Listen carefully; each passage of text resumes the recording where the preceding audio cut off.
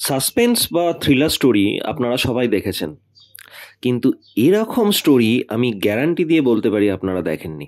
একজন চোর এবং অ্যালজাইমার্সে ভোগা এক ব্যক্তি দুজনে ঘটনাচক্রে একে অপরের সাথে জড়িয়ে যায় এবং তারপর যা যা ঘটতে থাকে তা অবাক করে দেবে আপনাকে।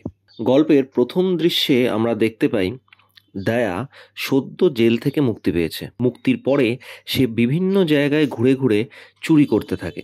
একটি বাইক চুরি করে সে কিছু দূর গিয়ে সেটির নাম্বার প্লেট পাল্টে দেয়। বাইক নিয়ে ঘুরতে ঘুরতে সে তার নেক্সট চুরি মানে কোন বাড়িতে চুরি করবে সেটা ভাবতে থাকে। তার মনে হয় যে যে বাড়ি তাকে আকর্ষণ করবে সেখানেই সে চুরি করবে। এরকমই একটি বাড়ি তার চোখে পড়ে। সেখানে চুরি করতে গিয়ে বিভিন্ন জিনিস দেখতে থাকে। হঠাৎ সে দেখে যে একটা গেট খোলা এবং সেই গেটের ভেতরে একটা লোক চেন দিয়ে বাঁধা। লোকটির নাম ব্যালন। সে নিজেকে অ্যালজাইমার্সের রোগী বলে। সে বলে যে তার ছেলে তাকে বেঁধে রেখে গেছে, কেননা সে বারবার ঘর থেকে বেরিয়ে যায় সমস্ত কিছু ভুলে গিয়ে। সে তাকে অফার দেয় যে তুমি যদি আমার হাতের বাঁধন খুলে দাও তাহলে আমি তোমাকে 25,000 টাকা দেবো, কিন্তু টাকা এটিএম থেকে তুলতে হবে। দয়া লোভে পড়ে যায়, ব্যালনকে খুলে দেয় এবং ব্যালনের সাথে এটিএম যায়। সেখানে গিয়ে সে দেখতে পায় যে ব্যালনের কাছে 25 লক্ষ টাকা আছে। সে ভাবতে থাকে কি উপায় সে সেই সমস্ত টাকা নিয়ে নেবে।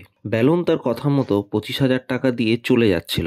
দয়া তাকে অফার করে যে সে যেখানে যেতে চায় দয়া তাকে ছেড়ে দেবে এবং বদলে তাকে শুধু পেট্রোলের দামটা দিতে হবে। ব্যালনও রাজি হয়ে যায়। অন্যদিকে আমরা দেখতে পাই দয়া যে বাইকটা চুরি করেছিল সেটা হোম মিনিস্টারের বিয়ের ছেলের বাইক। তাই পুলিশ হন্যে হয়ে সেই বাইকটা খুঁজতে থাকে। ব্যালন যাতে দয়াকে আবার ভুলে না যায় সেই জন্য দয়া সমস্ত কিছু তার ডায়েরিতে লিখে দিতে থাকে। এর আসল অজুহাত কিন্তু ছিল কথায় কথায় তার থেকে তার এটিএম পিনটা জেনে নেয়া। ব্যালন এবার কিছু ওষুধ কিনতে ফার্মেসিতে যায়, কিন্তু সে আবারও সব ভুলে গিয়ে একটা বাসে উঠে পড়ে। দয়া সেটা দেখতে পেয়ে তার পিছু নেয় এবং সেই ডায়েরির সাহায্যে ব্যালনকে আবার নিজের সাথে ফিরিয়ে আনে। তাকে তার বন্ধুর আশ্রম তিরুবন্ধুমালাইয়ের উদ্দেশ্যে দুজনে রওনা দেয়। রাস্তায় যেতে যেতে বিশ্রামের জন্য তারা একটা হোটেলে আশ্রয় নেয় এবং মদ্যপান করে। এই সময় দয়া তার বন্ধুকে ফোন করে বলে যে টাকা কামাবার বড় সুযোগ আছে এবং ব্যালনের সম্বন্ধে তাকে সব জানায়। তিরুবন্ধুমালাই পৌঁছানোর আগে সে যেন নকল এটিএম কার্ড বানিয়ে রাখে, কেননা দয়া আসল কার্ডটা চুরি করে নেবে এবং তার বদলে নকল কার্ড তার মানিব্যাগেতে দিয়ে দেবে। পরদিন সকালে তার বন্ধু তাকে জানায় যে কোয়েম্বাটুর চলে আসতে, সেখানে সে নকল এটিএম কার্ড বানিয়ে দিতে পারবে। সেই মতো দয়া কোয়েম্বাটুরের দিকে রওনা হয়। এই সময় ব্যালন তাকে বলে আমরা অন্য রাস্তায় যাচ্ছি কেন। দয়া কোয়েম্বাটুর যাবে বলে ব্যালনকে বলে আপনার কিছুই মনে থাকছে না, আমরা গতকাল তো গিয়েছিলাম। এই কথায় ব্যালনের মনে পড়ে যে তার বন্ধুর থেকে সে 25 লক্ষ টাকা পেত, কিন্তু সেই টাকা তার ব্যাগে নেই, তাহলে নিশ্চয়ই চুরি হয়ে গিয়েছে এবং দয়াকেও সে সন্দেহের আওতায় আনে। দয়া এই সময় ভাবে যে আরও 25 লক্ষ মানে 50 লক্ষ টাকা সে পেতে পারে। তখন দয়া কথা ঘুরিয়ে বলে যে না না, আমরা যাইনি, রাস্তায় কাজ চলছে তাই অন্য রাস্তা দিয়ে যাচ্ছি।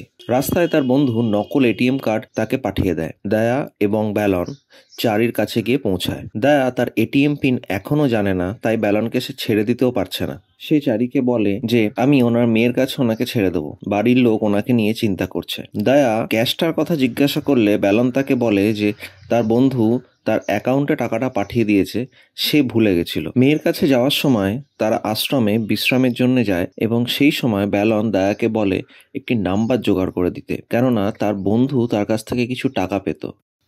টাকা সে পাঠিয়ে দিয়েছে কিন্তু ক্ষমা চাইবে সেই জন্য। দয়াও কথা মতো একটা নাম্বার জোগাড় করে দেয়। পরদিন তারা আবারও রওনা দেয়। অন্যদিকে পুলিশ একটি ক্রাইম সিনে গিয়েছে, সেখানে মার্ডার হয়েছে। লাস্ট কলের ফোনটা যে IEMI নাম্বার দিয়ে এসেছে সেই সেম নাম্বার দিয়ে আরও দুজনকে ফোন করা হয়েছিল এবং সেই দুজনেরও লাশ পাওয়া গিয়েছে। এখান থেকে গল্পের মোড় সম্পূর্ণ ঘুরে যায়, কেননা যে দুজনের লাশ পাওয়া গেছে দয়া এবং ব্যালন তাদের সাথেই দেখা করতে গেছিল। মোবাইলের লাস্ট লোকেশন তিরুভান্নামুলাইতে পাওয়া গিয়েছে। ব্যালন, দয়া এবং দয়ার বন্ধু একটি হোটেলে রেস্ট করে, মদ খায়। ব্যালন নিজের সিম পাল্টে সিলভামা নামক একটি লোককে ফোন করে এবং বলে মধুমিতার কথা তো তোমার নিশ্চয়ই মনে আছে। 1 ঘন্টার মধ্যে যেন সে দেখা করে তার সাথে।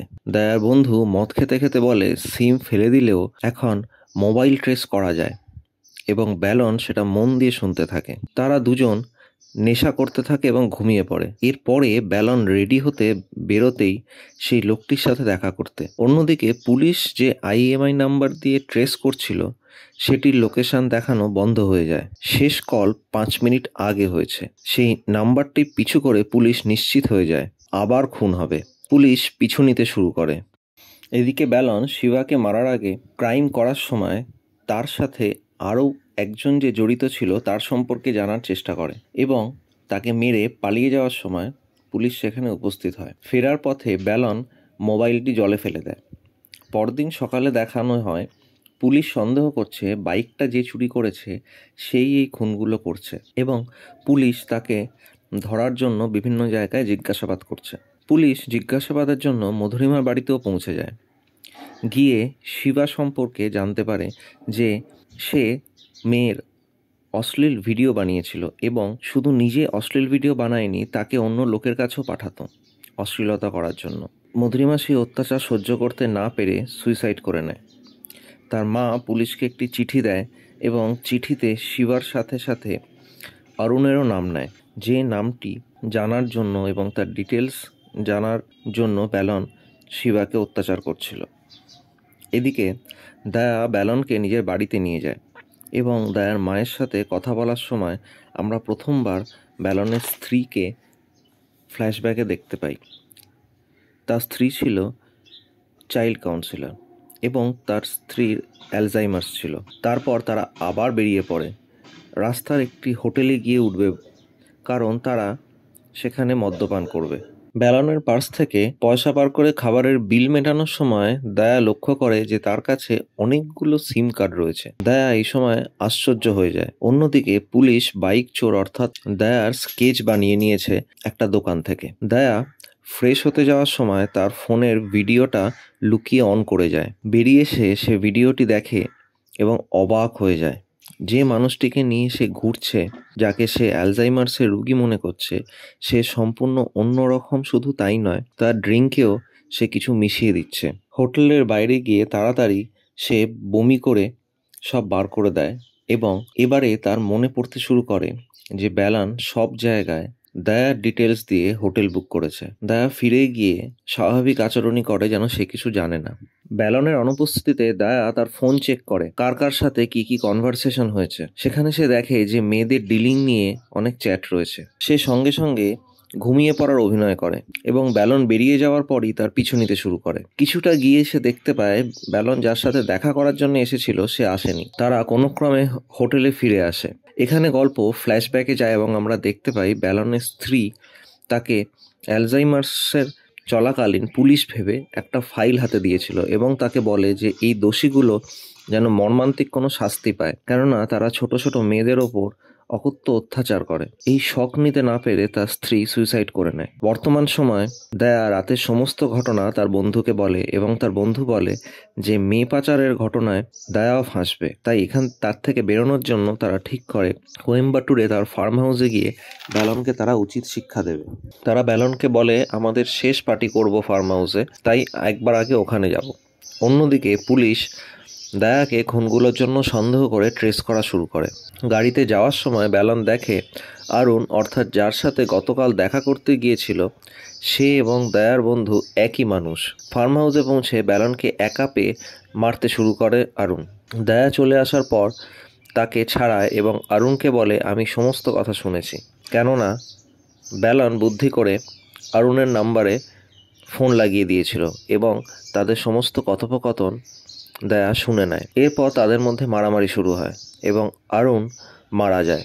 এদিকে পুলিশ দয়ার ফোন ট্রেস করে সেখানে পৌঁছে যায়। এখানে আমরা দেখতে পাই যে ব্যালন এবং দয়া এদের মধ্যে একটা কেয়ারিং এবং একটা বাবা ছেলের মতো সম্পর্ক তৈরি হচ্ছে। পুলিশ এসে তাদেরকে কোর্টে নিয়ে গেলে ব্যালন সেখানে স্বীকার করে যে সবকটি খুন সেই করেছে, কিন্তু সেগুলোকে সে খুন মনে করে না, সে বধ মনে করে। ফ্ল্যাশব্যাকে সে তখন পুরো গল্পটা বলে। তার বউ যে মেয়েগুলোকে উদ্ধার করতে চেয়েছিল তাদের থেকে সে যা যা জানতে পেরেছিল এবং সেই নিরীহ 15-16 বছরের মেয়েগুলোর সাথে যে অন্যায় অত্যাচার করা হয়েছে, অসুরগুলোকে সে বধ করেছে মাত্র। দেয়ার এগেনস্টে কিছুই প্রমাণ হয় না, তাই তাকে ছেড়ে দেয়া হয়। মেয়েদের সাথে এরকম ভয়ঙ্কর কাজ যারা করেছে, তাদের হয়ে যে লড়েছে, সেই ব্যালনকে এখন সবাই শ্রদ্ধার চোখে দেখছে।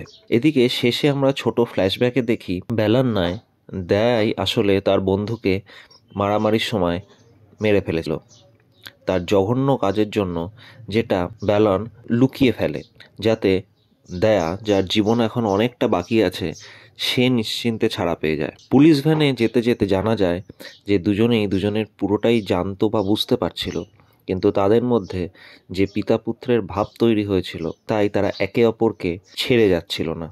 এখানে গল্পের একটা ইমোশনাল অ্যাঙ্গেল ফুটে ওঠে। পুলিশ ভ্যানে যেতে যেতে দেয়া তাকে জিজ্ঞাসা করে যে প্রথম যখন তাকে দেখা হয়েছিল তখন সে চেন দিয়ে বাঁধা ছিল, সেটা কিভাবে? ব্যালন তখন তাকে বলে যে সেটা ছিল তার প্রথম খুন, যেটা করার সময় সে ধরা পড়ে গেছিল এবং সেই কারণেই সে চেনে বাঁধা ছিল, এবং দেয়া তার পরিত্রাতা হিসেবে সেখানে চুরি করতে এসেছিল, যেটা সে জানতো না। এবং সেখান থেকেই, এই ফ্ল্যাশব্যাকের সিন থেকেই গল্পটা শেষ হয়, যেখান থেকে গল্পটি শুরু হয়েছিল। এই গল্পটা একটা কমপ্লিটলি অন্য ধাঁচের গল্প, যেখানে অডিয়েন্স প্রতিটা মুহূর্তে হুকড হয়ে থাকবে। এতে সাসপেন্স আছে, মিস্ট্রি আছে, ড্রামা আছে, ইমোশন আছে। আপনাদের গল্পটা কেমন লাগলো সেটা আমাদের কমেন্ট বক্সে অতি অবশ্যই জানাবেন, এবং চ্যানেলটিকে লাইক, শেয়ার অ্যান্ড সাবস্ক্রাইব করে আমাদের মনোবল বাড়াবেন।